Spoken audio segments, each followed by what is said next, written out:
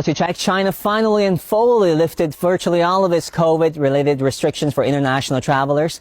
Relief, ecstasy, and pure joy. This is great news. I mean, it's good for emotional connections between friends and family. It's good for international exchanges with more students, more foreign students, and foreign businessmen coming back to China and vice versa. And it could be good for the world economy. A lot of investors we've talked to are rubbing their hands to return to China this year. I can only imagine goods, people, investment, and ideas surging across the Chinese borders in both directions. Actually, my team went to Beijing's International Airport on the very first day of the reopening and caught up with travelers to China who don't have to go through quarantine.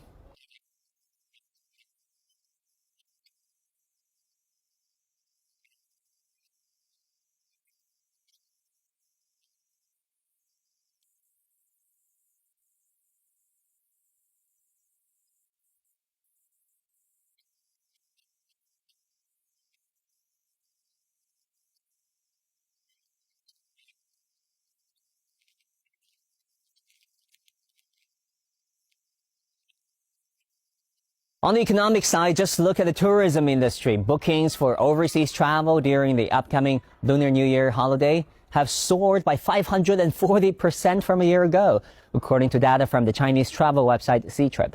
Average spending per booking jumped 32%. The top destinations are in the Asia Pacific, including Australia, Thailand, Japan, and Hong Kong SAR. Thailand's tourism authorities say that they expect 5 million Chinese tourists to visit in 2023. Compare that against just 270,000 in 2022. Actually, Thailand's public health minister, transport minister, and tourism and sports minister were all at Bangkok's main international airport on Monday, on January the 9th, to welcome the first group of Chinese visitors. Wow. Thank you, Thailand. The Economist magazine says China's reopening is the biggest economic event of the year 2023. It predicts that Hong Kong could see an estimated 7.6% boost to its GDP as exports and tourism income from the mainland increase.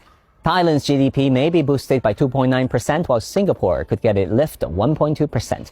Because it's not just tourism, exporters of the commodities that China consumes could also benefit.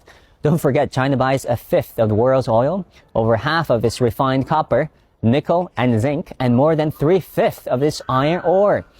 The financial market reacted positively to China's new measures. On January the 9th, Asia-Pacific markets traded higher across the board, and reopening-related stocks in tourism and consumer retails surged. Goldman Sachs Group said Chinese stocks may rally another 15% this year. Of course, there are concerns too. There's concern that rising demand from China, who's the biggest oil importer, may further push up oil prices.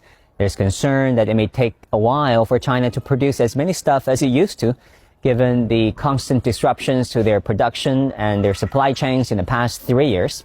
And there's concern that it may take a while for foreign investors and businesses to regain their confidence and sense of security in the Chinese market, which had been marked by stringent COVID measures. But one should not underestimate the ability of China's policymakers to adapt to changing circumstances. There are many channels through which the public vent their concerns in China about existing policies and push for policy change and optimization.